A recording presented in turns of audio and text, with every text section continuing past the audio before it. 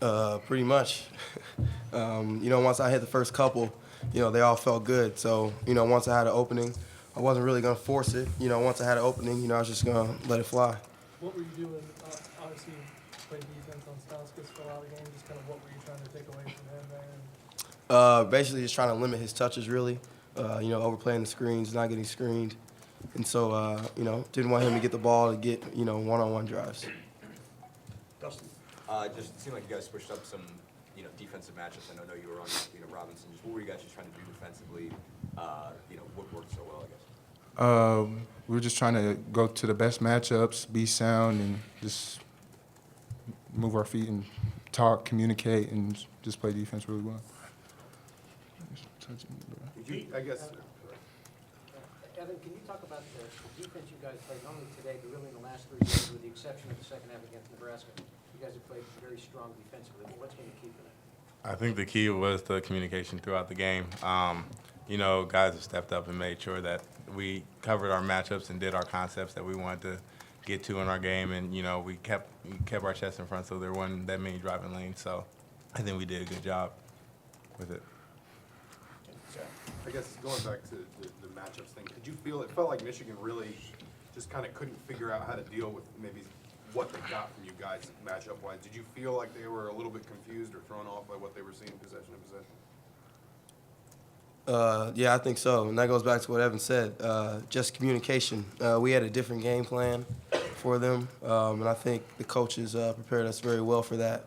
And, we were going to switch out on their ball screens, really. So, we wanted to do that to try not to have them, drive the ball and kick for threes. That's also the third straight win over Michigan and fourth in the last 5 games. And I think we're at somewhere the only win that they've had here in Assembly Hall was in the last 15 years or so was 08-09 when they won in overtime against Tom's first team.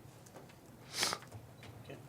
Yogi, it's the team's patience. Again, it seemed you guys were willing to get down late in the shot clock, and yet you oftentimes didn't have to force things. Just how has this team developed its patience on offense?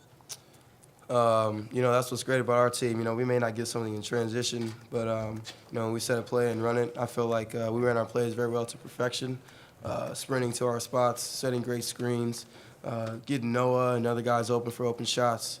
So, I feel like we're definitely coming along with that, being more patient, even if we got to take it down to the shot clock and, get the best available shot that we can.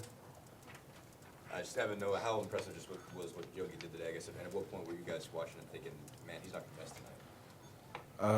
tonight? He was in the gym the other day. Just he was on the gun working hard, and when Yogi gets into a rhythm, there's no stopping him.